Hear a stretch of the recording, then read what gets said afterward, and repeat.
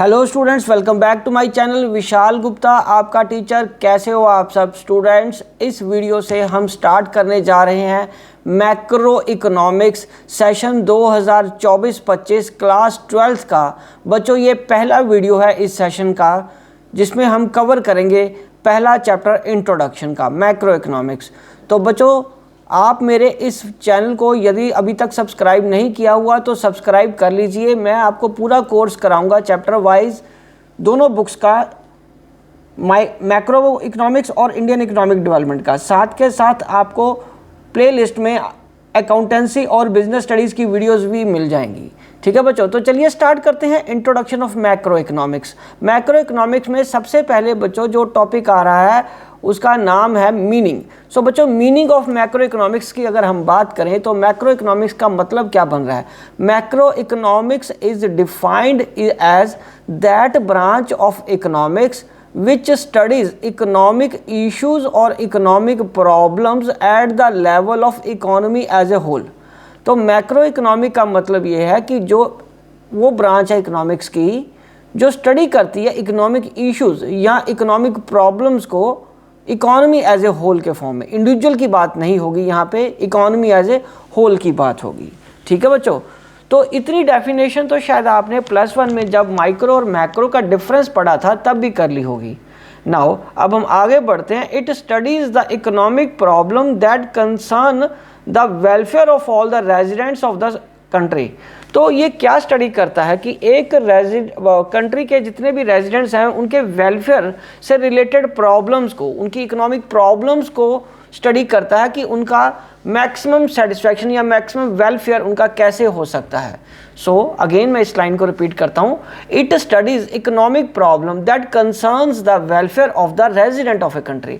अब welfare of a resident of country क्या है? मतलब उनकी सारी डिमांड्स पूरी करने के लिए पूरी इकोनॉमी में इतनी प्रोडक्शन करनी पड़ेगी, इतनी सप्लाई करनी पड़ेगी, इतनी मनी अवेलेबल होनी चाहिए सब लोगों के लिए, इतना बजट सरकार को बनाना है कि हम अमीर गरीब सभी लोगों का ध्यान रखा जा सके।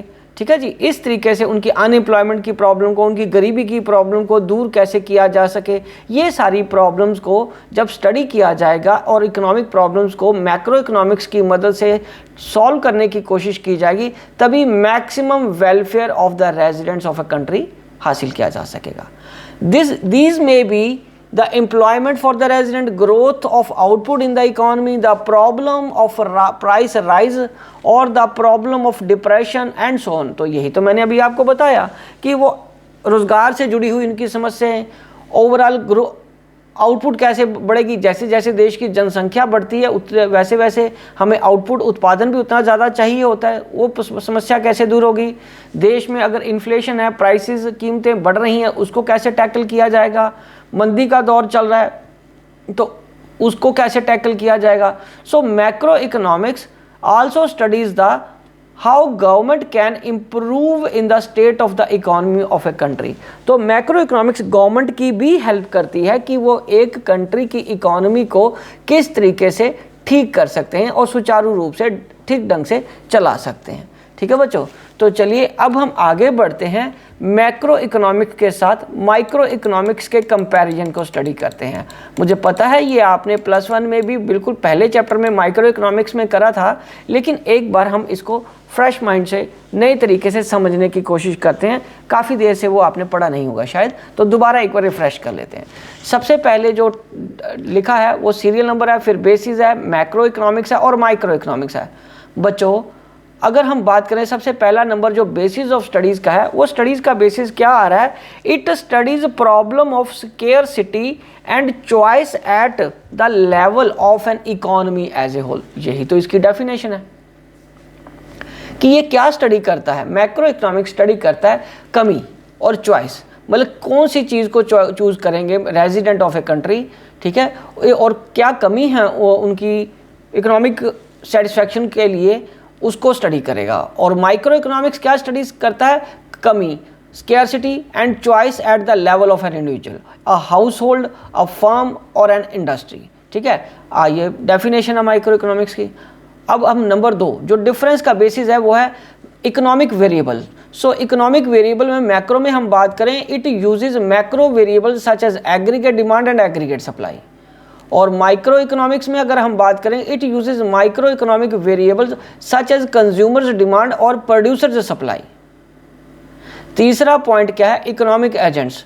सो तीसरे पॉइंट में हम बात करें इकोनॉमिक एजेंट्स लाइक, वो इकोनॉमिक एजेंट्स क्या होते हैं? इकोनॉमिक एजेंट्स होते हैं मैक्रो इकोनॉमिक्स में आरबीआई, एसबीआई, मतलब सेबी, आरबीआई भी हो सकता है, सेबी भी हो सकता है और एसबीआई भी हो सकता है। Institutions these they focus on the maximisation of the social welfare, और ये इस तरीके की नीतियां बनाते हैं ये इंस्टीट्यूशंस कि सोशल वेलफेयर ज़्यादा बढ़ सके। और माइक्रो इकोनॉमिक में इकोनॉमिक एजेंट्स कौन से हैं? Individuals like consumers and producers focus on the maximization of their satisfaction as consumers and maximization of profit as producers। तो इकोनॉमिक वेरिएबल तो ये स्टडी करेगा एग्रीगेट डिमांड और एग्रीगेट सप्लाई, टोटल कितनी डिमांड चाहिए है और टोटल कितनी सप्लाई हो रही है मैक्रो इकोनॉमिक्स में, और यहाँ इंडिविजुअल डिमांड और इंडिविजुअल सप्लाई की बात हो रही है। और उसी तरह जो इंस्टीट्यूशंस हैं वो इकोनॉमिक एजेंट है और यहाँ इंडिविजुअल्स इकोनॉमिक एजेंट्स हैं। अब हम आगे बढ़ते हैं, degree of aggregates. So in macro it is an aggregation of all economics units. ये सभी इकोनॉमिक्स यूनिट्स को, इंडिविजुअल्स को इकट्ठा करके, एग्रीगेट करके, टोटल करके ये क्या बनेगा? इकोनॉमिक यूनिट क्या बनेंगे? मैक्रो इकोनॉमिक्स में स्टडी होते हैं। और ये जो इंडिविजुअल हैं, only like one industry in micro there is a limited degree of aggregation, मतलब एक तरह की इंडस्ट्री को ही हम इकट्ठा कर सकते हैं, ओवरऑल सारी इंडस्ट्रीज़ को इकट्ठा नहीं किया जा सकता। तो अब हम आगे बात करते हैं डिफरेंट सेट ऑफ एजम्पशंस। बच्चों macro variables remains constant. Macro variables क्या रहेंगे? कांस्टेंट रहेंगे। माइक्रो वेरिएबल्स, मैक्रो की स्टडी के वक्त माइक्रो वेरिएबल्स को कांस्टेंट रखा जाएगा, मतलब वो एलिमेंट, वो चीज़ें जो इंडिविजुअल्स को प्रभावित करती हैं वो इसमें कांस्टेंट रहेंगी। और जब हम माइक्रो की बात करेंगे तब मैक्रो वेरिएबल्स रिमेन्स कांस्टेंट, तब मैक्रो वेरिएबल्स क्या रहेंगे बच्चों? कांस्टेंट रहेंगे। ठीक है जी। तो इसका मतलब जब हम मैक्रो की स्टडी करेंगे तो एक इंडिविजुअल को बैंक के रेट चेंज होने पे क्या प्रभाव होता है उसको स्टडी नहीं किया जाएगा, वो कांस्टेंट रहेगा। और उसी तरीके से जब हम एक इंडिविजुअल की स्टडी कर रहे हैं तब बैंक रेट क्या रोल होगा, हम उसकी स्टडी नहीं करेंगे। ठीक है बच्चों। Central issues, so determination of the overall level of the output and employment in the central issue in macro economics. Central issue, main issue क्या रहेगा मैक्रो इकोनॉमिक्स में? बच्चों मैक्रो इकोनॉमिक्स में जो मेन इशू है वो है कि determination of overall level of output, मतलब टोटल आउटपुट कितनी जनरेट करनी है टोटल गुड्स एंड सर्विसेज की एक इकोनॉमी में, और टोटल एम्प्लॉयमेंट कितनी जनरेट करनी है, ये मेन इश्यूज होते हैं मैक्रो इकोनॉमिक्स में। और collection of resources is the central issue, और कैसे रिसोर्सेज को इकट्ठा किया जाए ये मेन इशू किस में होता है? माइक्रो इकोनॉमिक्स में। और हम मेथड ऑफ स्टडी की यदि बात करें तो method of study it is a journal equilibrium analysis, और इसमें क्या आएगा बच्चों? It is a partial equilibrium. और माइक्रो इकोनॉमिक्स पार्शियल इक्विलिब्रियम होता है और macro economics journal equilibrium analysis होता है। ठीक है बच्चों, ये था डिफरेंस। अब हम अगला एक पॉइंट डिस्कस करते हैं जो बहुत ही इंपॉर्टेंट और इंटरेस्टिंग भी है, वो ये है कि माइक्रो मैक्रो पैराडॉक्स क्या होता है। बच्चों माइक्रो मैक्रो पैराडॉक्स होता है what is logical at micro level may not be logical at macro level. तो इसका क्या मतलब हुआ? इसका मतलब मैं समझाता हूँ कि जो चीज़ मैक्रो लेवल पे सही है वो माइक्रो पे सही नहीं होगी, और जो माइक्रो पे सही होती है वो मैक्रो पे सही नहीं होती। इसकी एग्जाम्पल के फॉर्म में समझाया है, जैसे एक इंडिविजुअल है, इफ़ एन इंडिविजुअल सेव्स मोर, अगर वो ज़्यादा सेव करता है तो बहुत अच्छी बात है, he aids to his future prosperity, इससे उसकी प्रॉस्पेरिटी बढ़ती है जितना वो सेव करता जाएगा। बट मैक्रो इकोनॉमिक्स के पॉइंट ऑफ व्यू से बात करें, if the people in the economy save more और spend less, demand for the goods and services में डिक्लाइन। और तो इसी तरीके से अगर सारे ही लोग सेव करना शुरू कर देंगे मैक्रो लेवल पे तो डिमांड तो कोई होगी ही नहीं, फिर demand of goods and services तो गिर जाएगी।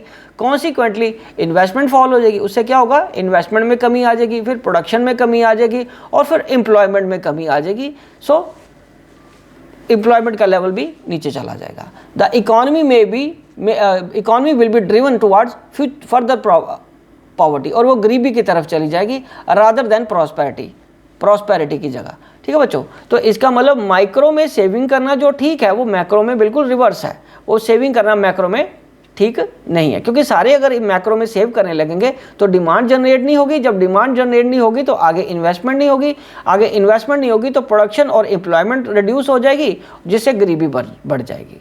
सो ये मैक्रो पैराडॉक्स है कि जो चीज़ माइक्रो में सही है वो मैक्रो में सही नहीं है, और जो मैक्रो में ठीक है वो माइक्रो में सही नहीं है। ठीक है बच्चों, ये मैक्रो पैराडॉक्स था। चलिए अब हम आगे बढ़ते हैं। स्कोप ऑफ मैक्रो इकोनॉमिक्स क्या है? स्कोप ऑफ मैक्रो इकोनॉमिक्स बहुत सिंपल से पॉइंट है बच्चों। इसमें सबसे पहले क्या आ रहा है? Estimation of national income and related aggregates. तो स्कोप का मतलब कि ये दायरा कहाँ तक फैला हुआ है। मैक्रो इकोनॉमिक्स हमें नेशनल इनकम और उससे रिलेटेड एग्रीगेट्स को स्टडी करने में हेल्पफुल होता है, बिकॉज किसी भी इकॉनमी को अंडरस्टैंड करने के लिए सबसे पहले ये जानना ज़रूरी है कि इकॉनमी की नेशनल इनकम क्या है। उसी से, जिसको हम जीडीपी भी बोलते हैं, उसी से ही सो कॉल्ड उस इकॉनमी की औकात का पता चलता है, उसके लेवल का पता चलता है, और फिर पता चलता है कि अब इसको किस तरीके से और इम्प्रूव किया जा सकता है। So estimation of national income and related aggregates किस में किया जाता है? मैक्रो इकोनॉमिक्स में। दूसरा, it studies theory of money. Money एक बहुत इंपॉर्टेंट फैक्टर है, क्योंकि बार्टर सिस्टम के ख़त्म हो जाने के बाद किसी भी इकॉनमी में गुड्स एंड सर्विसेज की एक्सचेंज के लिए, उनको खरीदने के लिए आपको मनी चाहिए। तो मनी कितनी लोगों के पास होनी चाहिए? अगर ज़रूरत से ज़्यादा मनी हो जाती है वो भी एक इकॉनमी में बहुत बड़ा इशू होता है, और अगर कम होती है तो वो भी इशू होता है। तो इसलिए मनी सप्लाई कितनी होगी, ये स्टडी भी हम किस में करते हैं? मैक्रो इकोनॉमिक्स में। ठीक है, सो आगे है it studies theory of. Next point हम स्टडी कर रहे हैं, it is the study of money creation. Money create कैसे की जाती है बच्चों? मनी क्रिएट करने के लिए हमें बैंकिंग सिस्टम जो होता है वो मनी को क्रिएट करता है। बैंकिंग सिस्टम देश का वो मैक्रो लेवल पे आरबीआई की हेल्प से, कमर्शियल बैंक्स आरबीआई की हेल्प से मनी को क्रिएट करते हैं। जितनी ज़्यादा मनी की ज़रूरत होती है उसके हिसाब से मनी को वो क्रिएट करते हैं। तो ये स्टडी भी हम किस में करते हैं? मैक्रो इकोनॉमिक्स में। उसके बाद it studies theory of journal price level. Theory of journal price level का मतलब है कि किसी भी इकॉनमी में गुड्स की कितनी वैल्यू होनी चाहिए, क्या प्राइस होना चाहिए, ये किस पे डिपेंड करता है? इकॉनमी में किस तरीके के लोग रहते हैं। तो इसका मतलब हमें डिमांड एंड सप्लाई के इक्विलिब्रियम को ढूंढना है, ताकि एक वो प्राइस ढूंढा जा सके जिसको कि हम जनरल प्राइस लेवल बोलेंगे। उसके बाद role of government. So government का एक बहुत इंपॉर्टेंट रोल होता है इकॉनमी में रेजिडेंट्स के वेलफेयर के लिए, मैक्सिमाइजेशन ऑफ वेलफेयर के लिए। तो गवर्नमेंट इकॉनमी को स्टडी, मैक्रो इकोनॉमिक्स को स्टडी करने के बाद ही, उसके साथ ही वो ये तय करती है कि उनको कितने वेलफेयर के लिए कितनी सब्सिडीज़ देनी है, किस तरीके के से लोगों से टैक्स से रेवेन्यू जनरेट करनी है ताकि वो उनका वेलफेयर कर सके, किस सेक्टर पे कितना पैसा खर्च करना है, कैसे रीडिस्ट्रीब्यूशन ऑफ इनकम करनी है कि ओवरऑल सोसाइटी की वेलफेयर का ध्यान रखा जा सके। ठीक है जी। So it's determinate rate of balance of payment. It determinate, ठीक है बेटा, determinate rate of balance of payment. Balance of payment क्या होता है बेटा? बैलेंस ऑफ पेमेंट होता है जहां पे हमारे फॉरेन एक्सचेंज रेट्स को स्टडी किया जाता है और इंपोर्ट एक्सपोर्ट कितना होता है उसको स्टडी किया जाता है। तो ये एक बहुत इंपॉर्टेंट फैक्टर है। जितना ज़्यादा हमारा इंपोर्ट होता है इसका मतलब हमारी डिपेंडेबिलिटी टुवार्ड्स अदर्स ज़्यादा है, और जब हमारा एक्सपोर्ट ज़्यादा होता है तो इसका मतलब हम लोग सक्षम हैं अपनी ज़रूरतों को पूरा करने के साथ साथ हमारे पास इतना संसाधन है, इतनी आउटपुट है कि हम उसको बेच के इनकम भी अर्न कर रहे हैं। और फॉरेन एक्सचेंज रेट एक वो पैरामीटर है जो ये बताता है कि हमारी इकॉनमी में हमारी जो करेंसी की वैल्यू है वो as compare to other countries कितनी ज़्यादा है या कम है। तो ये स्टडी भी हम बैलेंस ऑफ पेमेंट में करते हैं।